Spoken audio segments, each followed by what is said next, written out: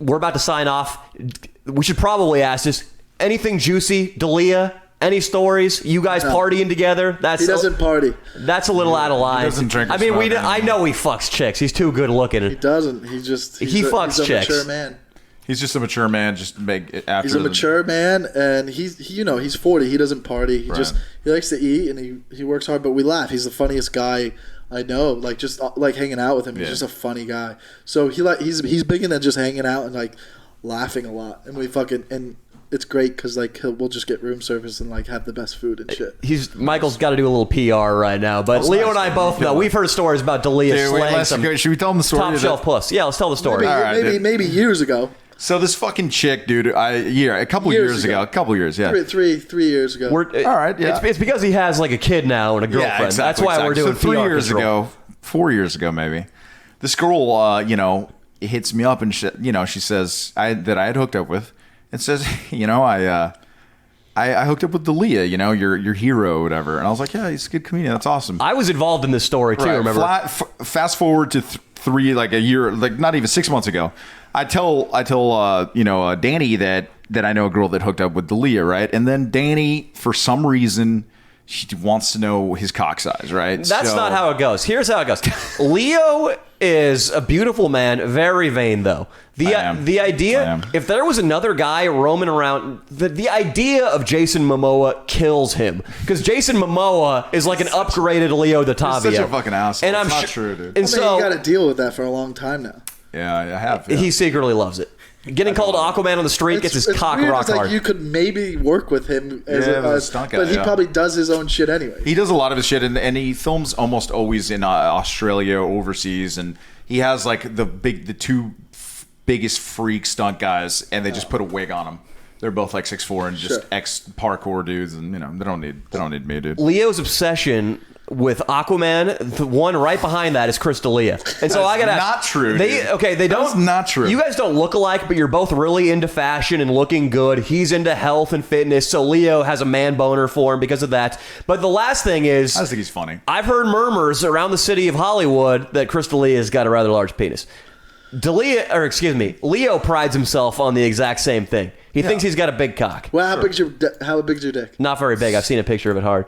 How big is it? Over 7? I'm fucking with over him 7? Right It's 7. It's 7. It's a solid cock. It's proportional. 7 inches a solid cock. It's proportional. Michael, I don't pride myself on having a huge cock. It's proportional to my body. There's huger than 7. But 7's a great size. It's a good cock. I have a regular cock. Yeah. I have a regular size. I have a regular cock. But let me finish. Proportional. We got to finish the story. I don't want Michael to spit out any teasers here. So I tell Leo, I was like, hey man, you got to figure out right now, once and for all, to figure out where you and D'Elia rank in the universal hierarchy. You got to figure out whose penis is bigger because you guys both hooked up with the same girl. Yeah. It's a perfect opportunity. Text her right now. We were driving to San Francisco to film a video. I fucking texted her, dude, and it wasn't good because not even 5 minutes later. Yeah, she goes. I believe she said. She checked to make sure you wanted the information for real. Are you sure you want them again? She goes. It's the biggest I've ever seen. Yeah, so I was like, oh, great, dude. It doesn't mean anything, though. I'll tell you that right You're now. right, I know for a fact it doesn't. So, but can you tell? I want to hear your evidence for that statement. I want to know why you think that. We're not going there. Oh shit! So you're saying that you and Chris D'Elia double teamed a girl and a double tree in, and that you left her just as satisfied, if not more so, than D'Elia. Don't get distracted by a cameraman, Austin. A double tree, dude. It was probably nicer than a double tree. You found out. You found out where you stand. And that's fine. But Michael, that's something the audience knows. I'm always throwing around my insecurity about my penis size. It's very average.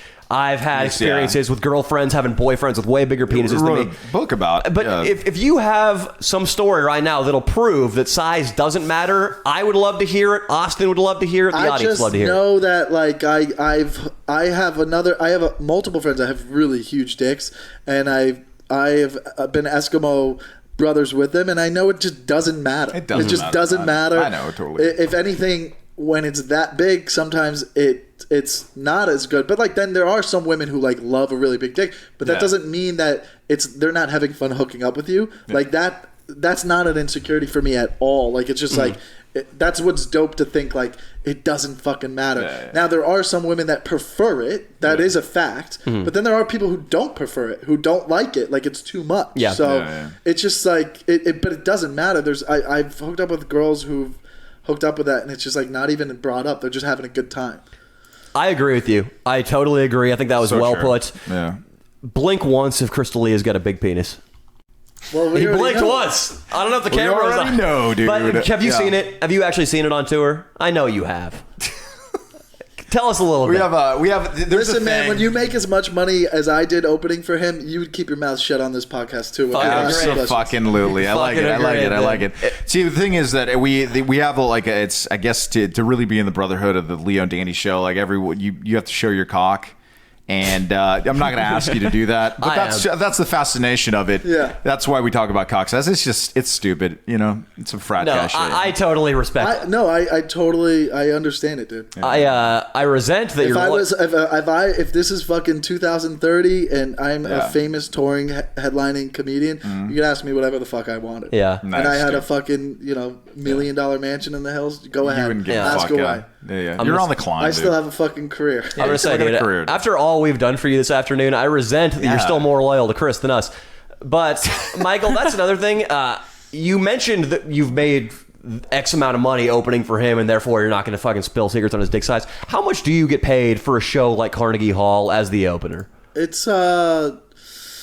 It just varies because that was a run. You know, there was other shows. It just depends. Like I would sell a lot of merch too, so it just depends. Like your own merch. Yeah. So we would like, it's just like I don't know. Just certain runs I could make $3,000, $5,000 a night. Nice. Just from a run, like whether we did 3 shows, Friday, Saturday, Sunday. It's like a weekend. You know, a whole weekend. Yeah, it just depends how big the venues are, how much merch we sell. But if I didn't sell merch, whatever he felt like it. I don't know. It goes more to like. There's so many other things that, you know, he's paid for that just not from doing shows. So you're talking about meals, hotel rooms. all the time. Yeah, just other things. Just like $1,000 gift here. You know what I mean? That's like nice, it's just more of like I'm his employee. Like he's helped me out during this hard time. Like I'm not making money. What's your base pay though when you step on stage to open for him in an average sized theater?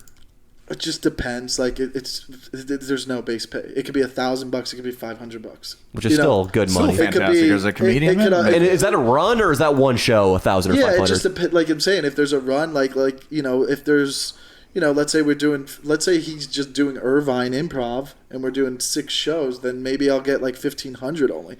But if it's a big venue and it's just one show, or like if we're gonna go to a college, it's one night, Connecticut, and then come back, maybe it'll be $2,000. Who knows? Like it's just there's no agreed set thing, except when like sometimes we'll be like, selling merch and stuff. He lets me sell merch, which is like that's cool.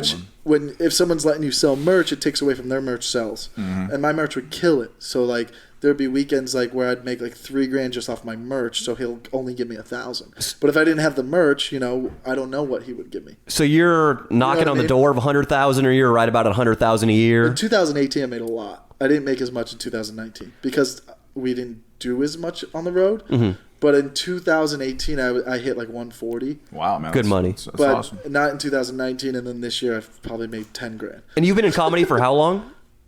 Almost 10 years. 10 years in September. It's great. Man. That's a huge success story for a comedian. Success. Yeah, absolutely. Yeah, but that was more like there's more to it. Like the way I built like a merch store and like just. Yeah, I mean, not a lot of people are making that. Like I started selling merch and building his store and making his store profitable for him too.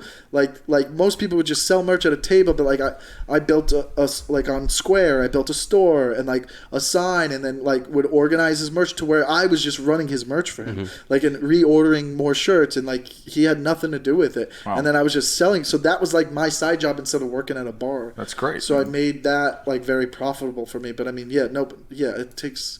Nobody makes that much normally, but like I made myself a little bit more valuable than just doing stand-up. Like it was a lot of work. It was stressful too. Like I would be, because like it got to a point where like I'm going on the road, people know who I am. Right. So now I have to like meet people like, hey, what's up? Oh, big fan. We want to take a picture. But I'm also like, hey, nice, thanks. Okay. And then I have 200 people trying to buy merch. Mm-hmm. And then I'm like, I can't small talk with you. And then like they're like, you're an asshole. I'm like, no, I'm just fucking overwhelmed. Mm-hmm. I'm so overwhelmed.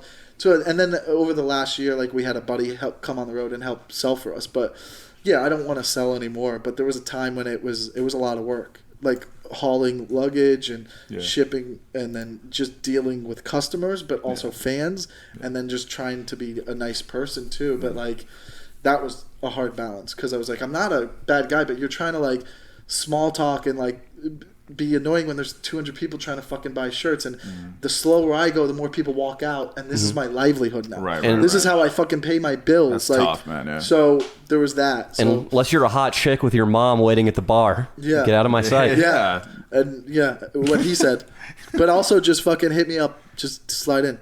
Slide in and I'll see it. Wait, are you using our podcast right now to try to get pussy? Unacceptable. Slide in. There'll be Slide some, in. there'll be some like hotties, dude. We'll just tell them, dude. Hey, Izzy and Cammy, right? Are those slide into his DMs, dude.